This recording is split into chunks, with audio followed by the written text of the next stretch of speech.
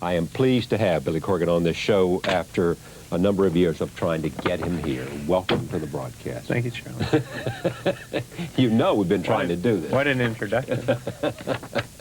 The tour first. You were here Saturday and Sunday, doing this concert and this tour. You're devoting a lot of this, all of this to charity? Almost all of it, yeah. Some of the costs are so beyond our control, like Radio City tax on a charge just because it's Radio City, stuff like that. Why are you doing this?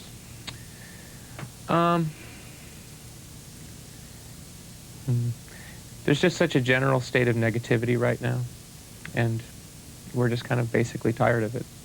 And in a sense, we're trying to kind of lead some sort of movement towards positivity, and money and compassion in this day and age seem to be really novel concepts to put together. So that's, you mean the combining of money with compassion? Yeah, I mean, money talks in this circumstance, just the idea of it is not enough. So we wanted to put our money where our mouth was and donate a substantial amount of money and actually kind of connect some dots and kind of force people to look at certain issues, namely, child kind of issues, abuse, and so that's our main motivation. Does your audience for your music care about politics? I think they have a kind of a apathetic interest, kind of like they know it affects them, but I think they're so, people can, I mean, I see a direct translation between why people place faith in someone like me, because there's a certain purity and integrity in what we're trying to do, and as an exact kind of complement with why they don't trust the government. They're turning, the president should be a hero, but if the president's not a hero in their eyes or something, then they start turning to other people. People still have that need to believe in something, in somebody. But is that celebrity worship, or is it something else? Well, rock and roll in its purest form is not celebrity worship, but it definitely borders on that a lot these days. And what is rock and roll in its purest form? It's just kind of it's a corralling of energy that doesn't really have there's no means to an end. It's just, you're just kind of, it's like TNT, just keep pushing the plunger. You're not really concerned about what's going to happen. You just kind of keep marshaling all this energy into a space and you keep blowing it up. It's about cannibalizing, and that's a tough question. Yeah. This CD, Adore, how did it do? Is it doing all right? Is it doing as well as you expected, or not so well? It's doing pretty good. It's doing pretty good. But not what you expected or hoped? No, not what we hoped, no. Why not? I think there was a general backlash against kind of our stance that rock music has kind of reached a finite point, and it's time to kind of reassess what it means and what it's about, what it's for. And it's become so commercial, and certainly the music that we came from, which was alternative music, which was supposed to be the anti-rock. Right. When that became commercial and a lot of money came into it, it's become very conservative.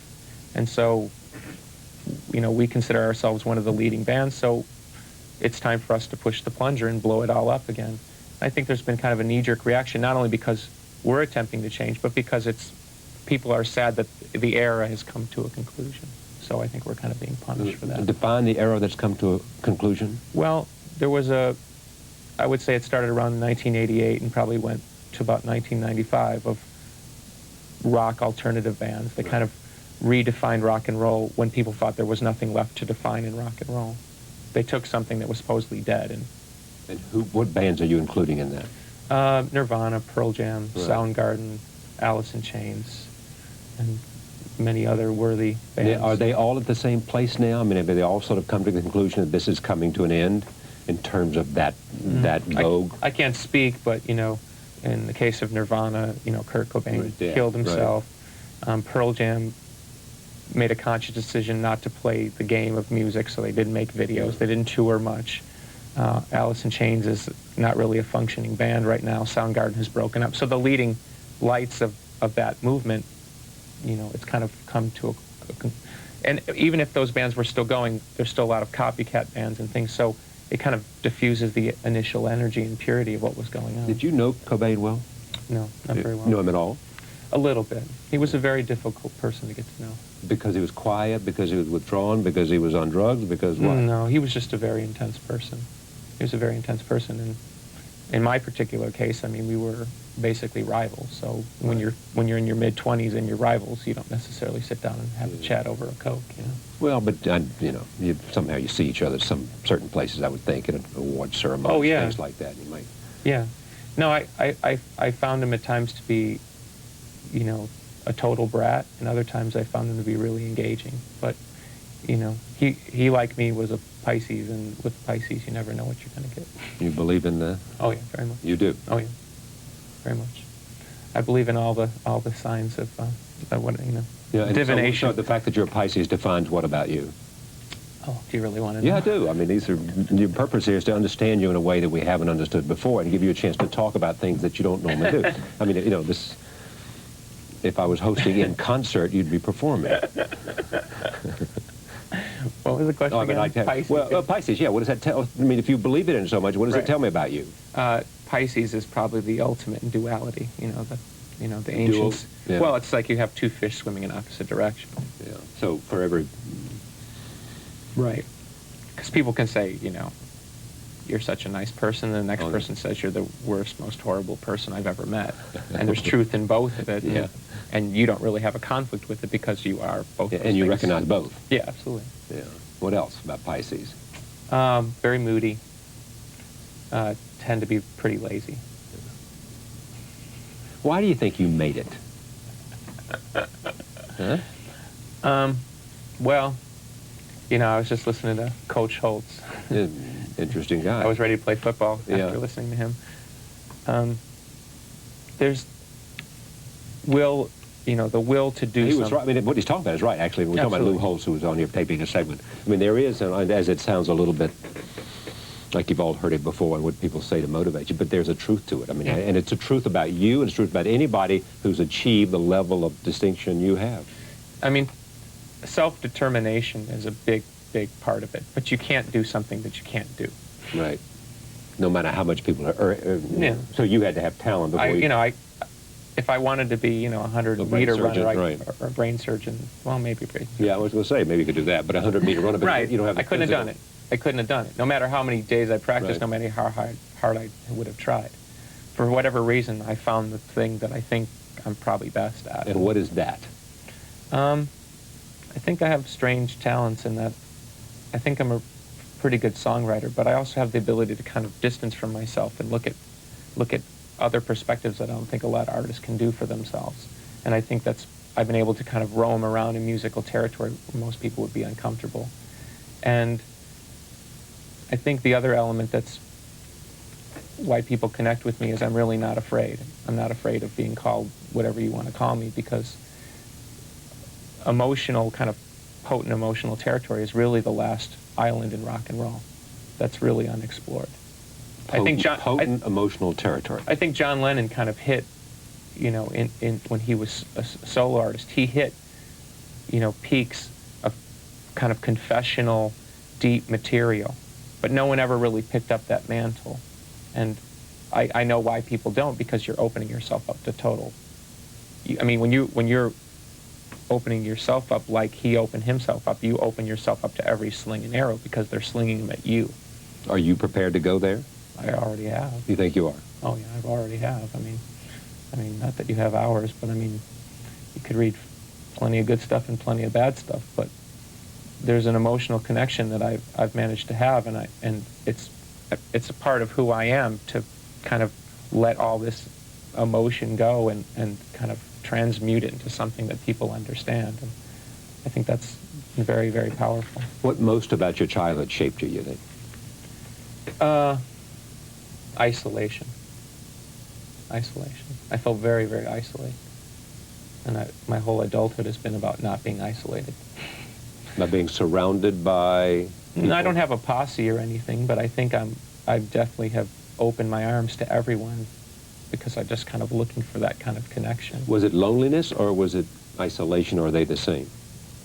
I think they're a lot of people are isolated, but they're not lonely because they feel very isolated. I think when I say isolated, I think when you feel like you should be connected and you're not, and so it makes you question why why you are isolated. And So. And it's reflected in your music how? That's a good question.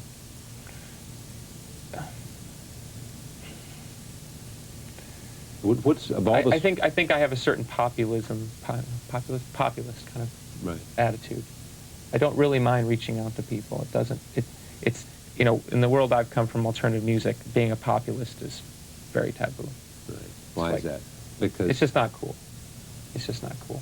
They're supposed to come to you. You kind of set up in the corner, and you're down goes the head, and everyone kind of comes to your altar. Yeah, absolutely, absolutely. And I think, you know, I've been very vocal from the very beginning with our band that we were only really interested in being a big band. We had no interest in being a mid-sized band or a small band or an obscure band. We wanted to be a big band. We wanted all that energy around us. Big band in terms of reputation, in terms of attention, in terms of energy, ink, in terms of everything. Sure, why not? Yeah. It's like a. In other words, you didn't want to be second. You wanted to be first. Why? I mean, if you're gonna do it. This is. I mean, being on the cover of Rolling Stone and winning awards and playing all these concerts and being on your show, it's all fun. It's supposed to be fun. I think it's fun. You once said something about bands of your generation have squandered their opportunity. Absolutely. Well, how did they do that? What did they not do? What did you not do?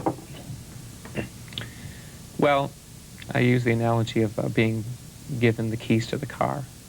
You know, it's like we had the keys to the car instead of driving the car, you know, and establishing our corner of the market, our parameters, our own sense of what the music business should be about.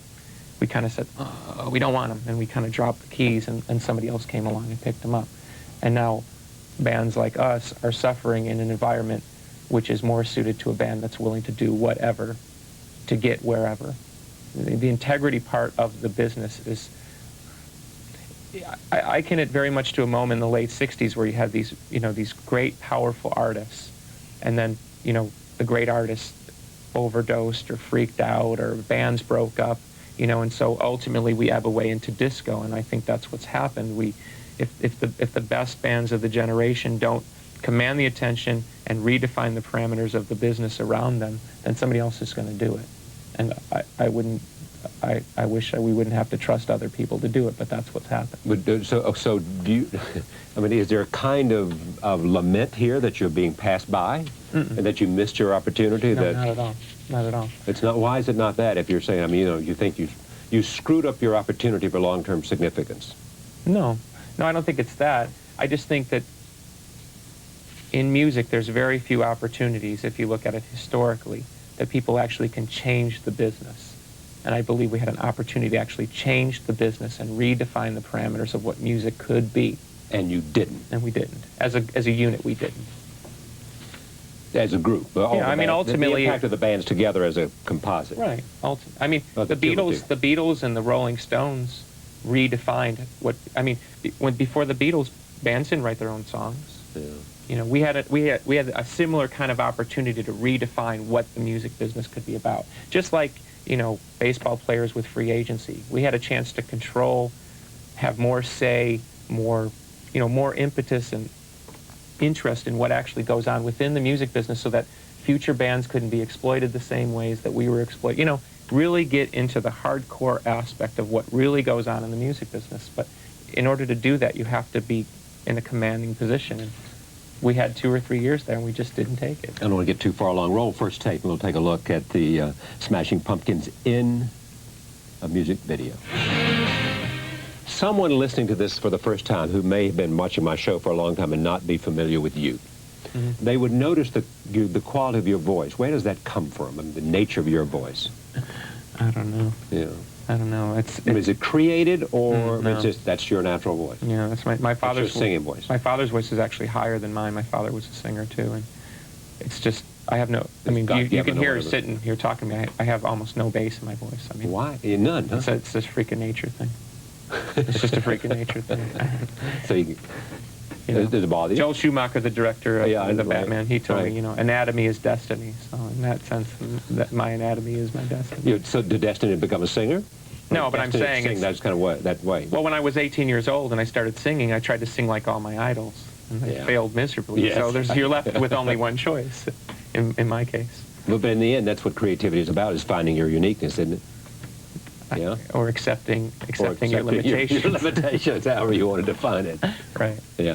Tell me, before we go about Adore, what is it you want to say here, and how much of this is a taking off for you in terms of a personal statement? Maybe including some of the things we've just been talking about. Well, we always kind of wonder in the back of our heads, if we ever had the kind of success that people only dream of, would we, in essence, cave into what would be expected of us when you have big success, which is to continue doing what you're supposed to be doing. And so we found ourselves at the doorstep, and we did exactly the opposite. We broke completely from our past as much as one could, and made an album that we think is a bold step in a new direction, in a direction that no one's really gone in yet. Because in our minds, it's got to do with the continuity of what we're attempting to do in the long run, which is influence and be progressive and stay very much on the cutting edge of music. And it's strange because we find ourselves in the position we were 7 years ago, where people are saying, you guys are crazy, you don't know what you're doing, which is exactly what they said about our first album. So we've gone completely full circle. Well, that'll keep you alive and keep you awake, won't it? That's what we believe, yeah. That's what we believe. There's also some touching things here. One, the song to Martha is about your mother who passed away in the last year. Yes? Yeah. And other things that are personal, that are... Yeah, but I just consider those touchstones for much bigger subjects. Like what? Death, like memory, like... Yeah.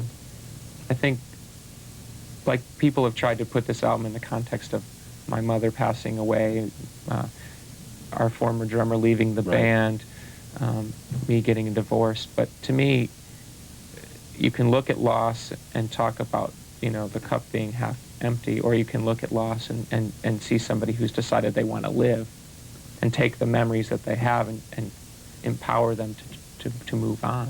That's you. That's me, yeah, absolutely. I mean, 3 years ago, I was a total mess. I was a total mess. I mean... In what way? I wasn't a happy person inside. I mean, the person that made, the most successful album of my life was not a happy person inside. I'm a happy person inside now, because at some point when someone close to you, and my mother was very close to me, passes away, and passes away early, you go, well, do I care what this magazine says about me, or do I care about fulfilling my happiness in my life?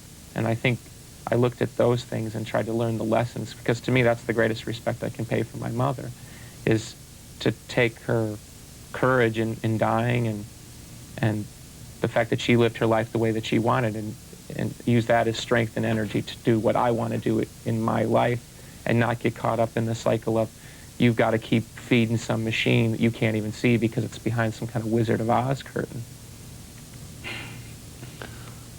I have two thoughts about all this. One is it's interesting to see someone, if they're honest and legitimately asking questions. How have we done, and where have we gone, and did we miss opportunities? And what's this all about, and how do I take it somewhere else? I mean, you don't want to use a hackneyed phrase like sort of, pushing the edge of the envelope, but it is in part whatever that means. It is in a sense finding out how do I stretch the limits of my potential in terms of resonation, in terms of resonating with my fans. And you're doing a lot of that. And with what? And with a smile. And with a smile, yeah. How long can you do this, rock and roll? My guess would be at the crazy kind of high saturation level, maybe 4 or 5 more years. Yeah. It's to be an artist like this in the late 90s is it's like soul scarring. I mean, you can't do it. Yeah. You can't do it. It's just too crazy. And I've had disputes with magazines and stuff, and what I've tried to tell them on a bigger level is, there has to be heroes. It doesn't have to be me, but we have to have some heroes. And the culture we're in right now, there are no heroes.